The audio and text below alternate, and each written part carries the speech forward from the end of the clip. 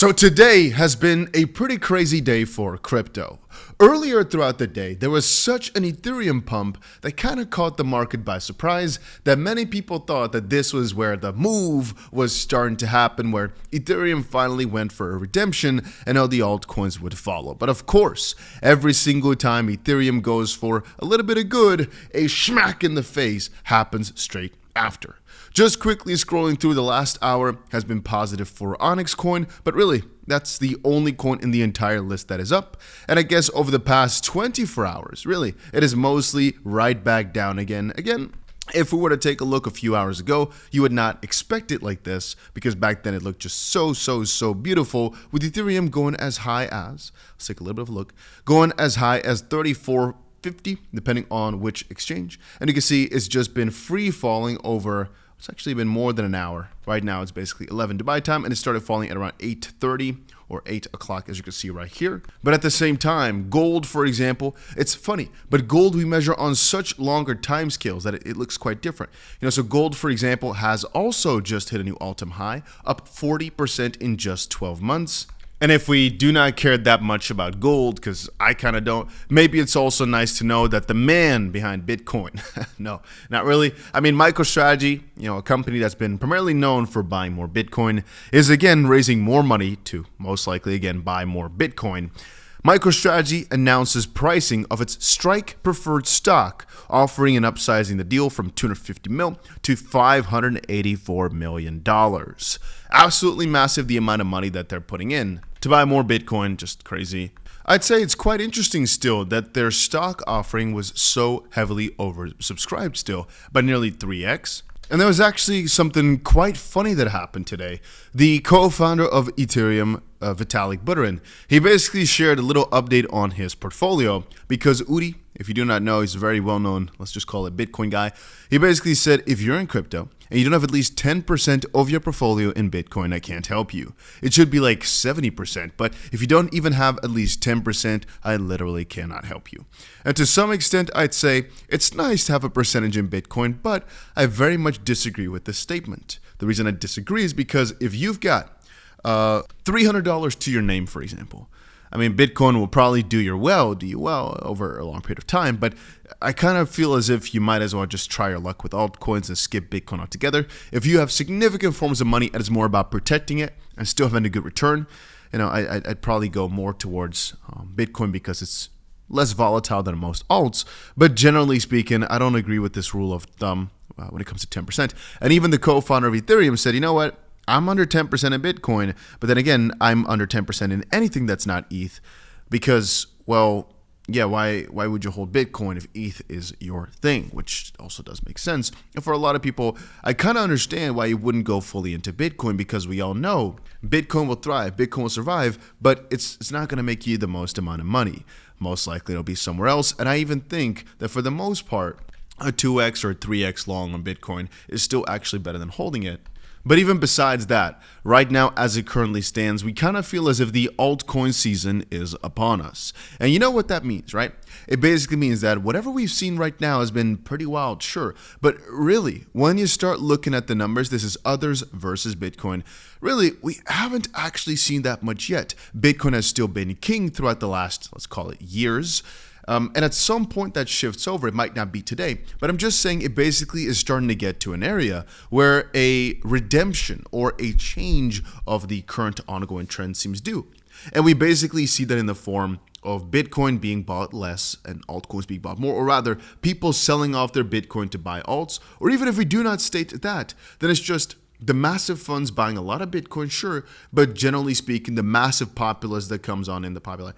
And all the new players, for example, what we saw just now with the Trump wave, them all going absolutely crazy on alts. And again, it does make sense. I mean, today was a little showcase of how Ethereum still had some power within, going from 3,200 to 3,400 something here, or actually over the past week or so, it's been up a quite good chunk as it went down to as low as 3,000 again, and now back up to like 3,400 or so.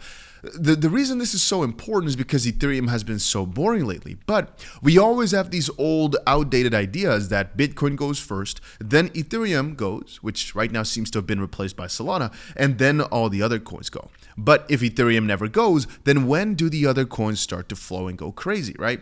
Which was what a lot of people have been asking themselves, what a lot of people have been wondering about.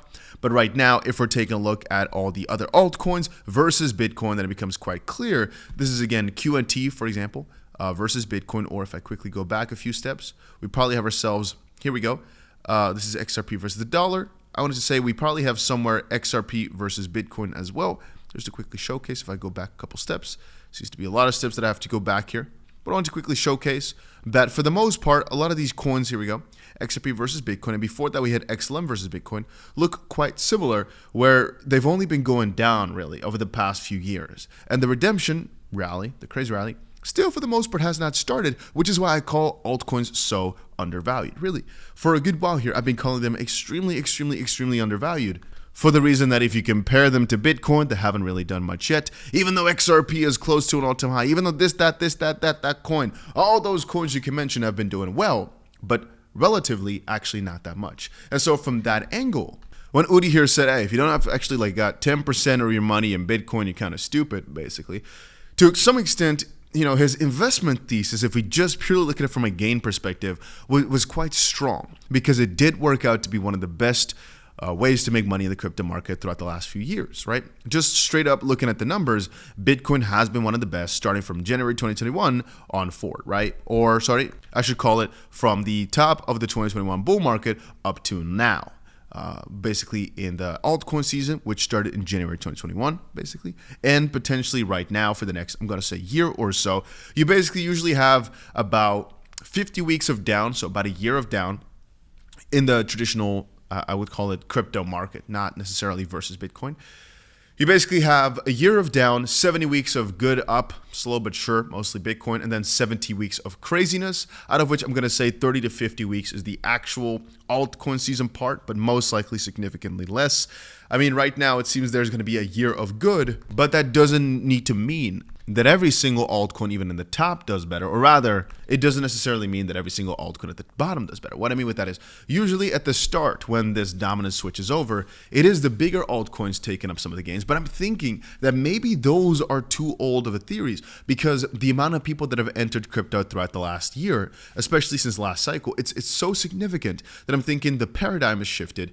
And now a lot more people are looking at memes, a lot more people are looking at small opportunities, whereas if I look back at 2021, right? Or even back at 2017, and I had to name some meme coins for you, you know, I could kind of count them on a few hands. Or I could say, oh man, the crypto market now is like 10,000 coins. Now it has like 12,000 coins. And now there's 1 million coins every single week. And so from that angle, I'm expecting the bottom to be more and more heavy, where top coins do not necessarily gain more than bottom tier coins being just smaller caps, just because the culture is very much different. If I had to ask you a few years ago, who's trading basically meme coins with these bots, who's trying to get themselves a little Solana flip right here, well, Solana has not even been around for that long, right?